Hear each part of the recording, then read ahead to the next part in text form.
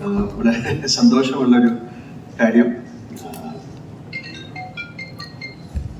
ഞാൻ എൻ്റെ കാര്യം ഓർക്കുകയാണ്. ഞാൻ ആദ്യമായിട്ട് സിനിമയിൽ അഭിനയിക്കാൻ വന്നതും എത്ര വർഷം 38 വർഷം മുമ്പാണ്. പക്ഷെ അന്നൊന്നും ഇങ്ങനത്തെ കാര്യമൊന്നുമില്ല. അഭിനയിക്കാൻ വന്നു, അഭിനയിച്ചു, അടുത്ത സിനിമയായി. പിന്നെ മഞ്ഞിൽ വിരിഞ്ഞ പൂക്കളിൽ ഒരു ഓഡീഷന് പോയി. അപ്പം അത്തരം കാര്യങ്ങളൊക്കെ ആലോചിക്കാനാണ് ഞാൻ ഒരിക്കൽ പോലും വിചാരിച്ചില്ല എൻ്റെ കുട്ടികൾ സിനിമയിൽ അഭിനയിക്കുമെന്ന്. കാര്യം അവർക്ക് അവരുടേതായിട്ടുള്ള ഒരു പ്രൈവസി ഉണ്ട്, അവരുടേതായിട്ടുള്ള പിന്നെ നിശ്ചയങ്ങളുണ്ട്. അതിലെല്ലാം സമ്മതിച്ച ഒരാളാണ് ഞാനും ശുചിയും. വളരെ കാലത്തിന് ശേഷം അപ്പോൾ ഒരു സിനിമയിൽ അഭിനയിക്കാൻ ഒരു തോന്നി. ഞാൻ 6ാം ക്ലാസ്സിൽ പഠിച്ചുകൊണ്ടിരുന്നപ്പോഴാണ് ബെസ്റ്റ് ആക്ടറാണ്. അതുപോലെ തന്നെയാണ് അപ്പവും 6ാം ക്ലാസ്സിൽ പഠിച്ചുകൊണ്ടിരിക്കുമ്പോഴാണ് ബെസ്റ്റ് ആക്ടറാണ്. 10ാം ക്ലാസ്സിൽ പഠിക്കുന്ന സമയത്ത് ബെസ്റ്റ് ആക്ടറായി. അതുപോലെ അപ്പവും 8ാം ക്ലാസ്സിൽ പഠിക്കുന്ന സമയത്ത് ബെസ്റ്റ് ആക്ടറായി. മായ ആ സ്കൂളിൽ ഒരുപാട് നാടകങ്ങളിൽ അഭിനയിച്ചു, ബെസ്റ്റ് ആക്ട്രസ് ഒക്കെ കിട്ടുന്നത്. അപ്പം ഇത് എങ്ങനെയാണ്, ഞാനും ഒരു സിനിമയിൽ അഭിനയിക്കാനോ അങ്ങനെ നടനാകണോ എന്നൊക്കെ ആഗ്രഹിച്ച ഒരാളല്ല. അതൊരു കാലത്തിൻ്റെ നിശ്ചയം പോലെ സിനിമയിൽ വന്നു. എന്നെ എൻ്റെ കൂടെ ഉള്ളതായി ഇവിടെ ഇരിക്കുന്നത് നിങ്ങളൊക്കെ തന്നെയാണ്, ഇരിക്കുന്ന ആൾക്കാർ തന്നെയാണ് ഒരു സിനിമ നടനാക്കിയതും ഇത്ര നാൾ കൊണ്ട് നടന്നു 48 ഇയേഴ്സായി. അതുപോലെ എന്തെങ്കിലും ഒരു ഡിസിഷൻ ഉണ്ടാകും, ഒരു ഡിസ്റ്റൈൻ, പ്രീ ഡിസ്റ്റൈൻഡ് എന്നൊക്കെ പറയുന്നതിൽ ഞാൻ വിശ്വസിക്കുന്നു. ഇതൊരു ഞാൻ എൻ്റെ മകളുടെ പേര് പോലും വിസ്മയം എന്നാണ് കിട്ടി, വിസ്മയ മോഹൻലാൽ എന്നാണ് കാര്യം. എൻ്റെ ജീവിതത്തിൽ സംഭവിക്കുന്നതെല്ലാം വളരെ വിസ്മയമായിട്ടാണ് ഞാൻ കണക്കാക്കുന്നത്, ആക്സിഡൻ്റായിട്ടാണ്. മായയ്ക്കും അതുപോലെ പെട്ടെന്ന് ഒരുപാട് കാര്യങ്ങൾ പഠിച്ചാണ്. അപ്പം ഒരു സിനിമയിൽ അഭിനയിക്കണം എന്നൊരാഗ്രഹം പറഞ്ഞു. അഭിനയിക്കണം എന്നാഗ്രഹം പറഞ്ഞാൽ നമുക്ക് അതിനുള്ള എല്ലാ സൗകര്യങ്ങളും ഉണ്ട്. സിനിമയിൽ അഭിനയിക്കുക എന്ന് പറയുന്നത് അത്ര എളുപ്പമുള്ള കാര്യമല്ല.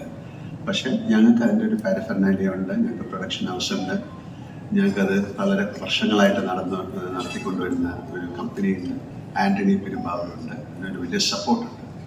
അപ്പം അങ്ങനെ നോക്കിയപ്പോൾ അങ്ങനെ ഒരു സബ്ജക്റ്റ് കിട്ടി. അപ്പം അങ്ങനെ ആ കുട്ടി അഭിനയിക്കാൻ പോകും. അതിൻ്റെ പേര് തന്നെ തുടക്കം എന്നാണ്. ഇത് സിനിമയിൽ അഭിനയിക്കുക എന്ന് പറയുന്നത് അത്ര ഈസി ആയിട്ടുള്ളൊരു കാര്യമല്ല, എല്ലാവർക്കും അറിയാം. അതിന് ഭാഗ്യം എന്ന് പറയുന്നത് അതിൻ്റെ ഒരു വാക്കിലുപരി നമുക്ക് കൂടെ സഞ്ചരിക്കുന്ന ഒരുപാട് നല്ല ആൾക്കാരുണ്ടാവണം. നല്ലതെന്ന് പറയുന്നത് മോശം എന്നുള്ള രീതിയിലല്ല, നമ്മളെ സപ്പോർട്ട് ചെയ്യാൻ. എൻ്റെ കാര്യം, എനിക്ക് ഒരുപാട് ആൾക്കാരുണ്ടായിട്ടുണ്ട്, എൻ്റെ കോ സ്റ്റാർസ്, എൻ്റെ കൊളീഗ്സ്, എൻ്റെ ഡയറക്ടേഴ്സ്, എൻ്റെ സ്ക്രിപ്റ്റ് റൈറ്റേഴ്സ്, എന്നെ ചേർത്ത് പിടിച്ച് മുന്നോട്ട് നയിക്കുന്നത്, എൻ്റെ വീഴ്ചയിലും ഒക്കെ എന്നെ സപ്പോർട്ട് ചെയ്യുന്ന ആൾക്കാർ. അങ്ങനെ ഒരു വലിയ ഒരു കോൺഫിഡൻസ്, ഒരു സംഘത്തിൻ്റെ കൂടെ സഞ്ചരിക്കുമ്പോഴാണ്. അല്ലാതെ തനിച്ച് നമുക്ക് ഒന്നും നേടാൻ സാധിക്കില്ല സിനിമയിൽ പോലും. എത്ര നല്ല അഭിനേതാവാണെങ്കിലും അയാൾക്കൊരു പ്ലാറ്റ്ഫോം കിട്ടണം, നല്ല സബ്ജക്റ്റുകൾ കിട്ടണം, നല്ല കൊളീഗ്സ് കൂടെ അഭിനയിക്കുന്ന ആൾക്കാർ നന്നാകണം. അപ്പോൾ അത്തരത്തിൽ ആ കുട്ടിക്ക് ഒരു ഭാഗ്യം ഉണ്ടാകട്ടെ എന്ന് ഞാൻ പ്രാർത്ഥിക്കുന്നു. അതുപോലെ തന്നെയാണ് അപ്പോൻ്റെ ഒരു സിനിമ ഇന്ന് റിലീസാകാം. അപ്പോൾ ഇത് വളരെ ആക്ഷനിലായിട്ട് സംഭവിച്ചൊരു കാര്യമാണ്. അപ്പോൾ രണ്ടുപേർക്കും, ഒരു അച്ഛൻ എന്ന നിലയിലും ഒരു ആക്ടർ എന്ന നിലയിലും ഈ ഫ്രറ്റേണിറ്റിയുടെ പേരിലും ഞാൻ അവരെ രണ്ടുപേരെയും ആശംസിക്കുന്നു, അഭിനന്ദിക്കുന്നു സ്നേഹപൂർവ്വം. പിന്നെ തീർച്ചയായിട്ടും ആന്റണിയുടെ കാര്യം എടുത്ത് പറയാം. ആന്റണിയുടെ വലിയൊരു ആഗ്രഹമായിരുന്നു അപ്പവും മായയും സിനിമയിൽ വരണം.